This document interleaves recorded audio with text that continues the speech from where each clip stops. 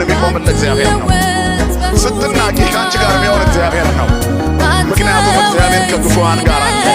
የተረሳውን የሚያስታውስ እግዚአብሔር ነው። የወደቁትን የሚያነሳ እግዚአብሔር ነው። ልብሳቸው የተገፈፈውን የሚያለብሳቸው ከጸጋው እግዚአብሔር ነው። የተናቁትን የሚያከብር ማን ነው ወገኖቼ?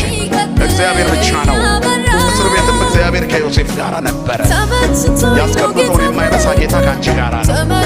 በኑሮ አዘቅት ውስጥ ወድቀሽ ይሆናል። በጭንቀት ታፈነሽ ይሆናል። ዙሪያው በደል ሆኖብሽ ይሆናል። ሁሉም ቤት ግን ጩኸት አለ። ሁሉም ቤት ግን ጭንቀት አለ። ሁሉም ሰው ጥያቄ አለ።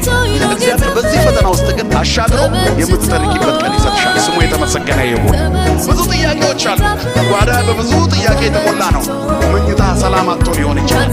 ማዕድን በፍርሃት የተሞላ ይሆናል። የሥራ ቦታም ላይ ብዙ ፍርሃትና ጭንቀት አለ።